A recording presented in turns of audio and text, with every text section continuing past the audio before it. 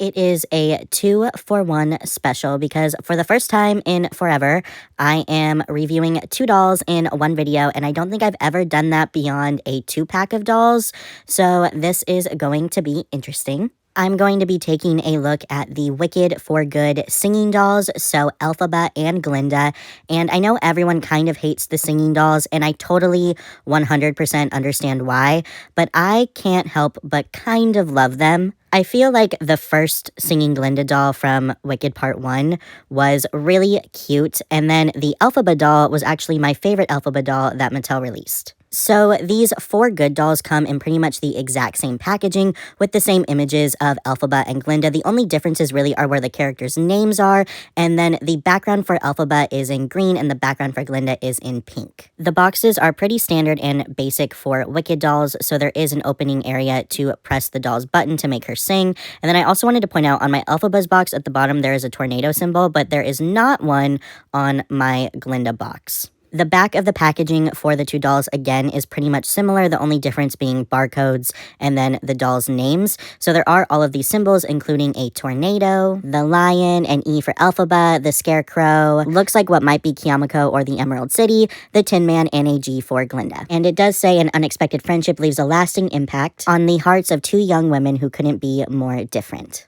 And another slight difference that I noticed was that the credits say performed by Ariana Grande on Glinda's box and performed by Cynthia Erivo on Elphaba's box. Due to copyright, I am not going to play the full 30 seconds that each doll sings, but I will play the short little demo that they sing, and if you really want to, you can look up full videos of the complete clip. Like a ship blown from its mooring by a wind off the sea, like a comet pulled from orbit as it passes the sun. Kind of a bop. So here are the 2 dolls out of the box, and they look so cute together.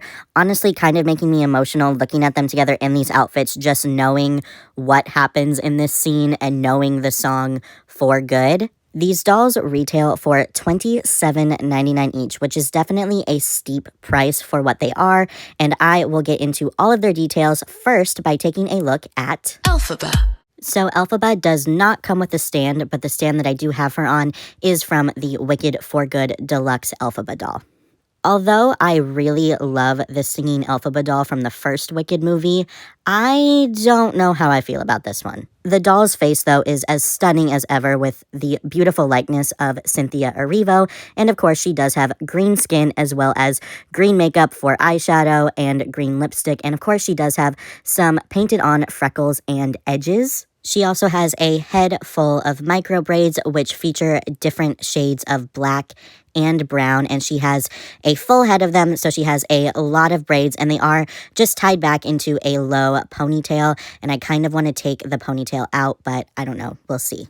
The outfit is definitely an outfit, and choices were definitely made. I also definitely need to watch the film because maybe I will actually like the outfit more in the movie. It just might not have translated that well into doll form, especially with the fact that this is a singing doll, so she has a lower quality outfit regardless. She does have a black collar piece that is unhemmed and looks to have some artificial layering on it, and she also has shoulder pads, which I do actually quite like. And then the rest of the dress is black with this kind of like metallic indigo color design printed all over it. Here is a look at that from the back. I'm not quite sure what this design is, but it is all over the dress. And then as for shoes, she does have these black boots on with some really nice sculpted details, and they are the same as the deluxe Elphaba doll. And for articulation, she is pretty limited, so she does have articulation in the neck, both of the shoulders, and the hips. So that was the singing Elphaba doll, and now it is time for the singing Glinda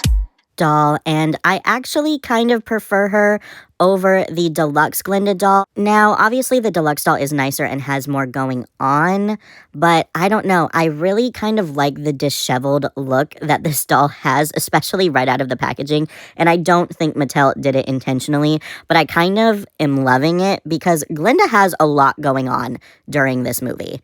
And I don't know, I just feel like this doll is such a good representation of the turmoil that the character is enduring throughout the film. But anyway, she does have the standard super cute Ariana face and hair with a light pink eyeshadow and lipstick. And her hair seems to be a little bit longer and it is pretty matted and messy, which like I said, I kind of enjoy, but I also don't think that was intentional. Her dress is definitely a simplified version of the deluxe doll, so the bodice is pretty much the same. It has the same print, except it doesn't have the applied sparkles on top of it, so it is more of a matte kind of design. And then she does have a two-layered skirt. So the top layer is this really pretty kind of periwinkle sheer fabric that has glitterified butterflies all over it. And then she does also have this kind of like, it almost looks dyed like pink strip kind of in the front. Don't know how that works. But then there is a super thin papery layer of fabric underneath that.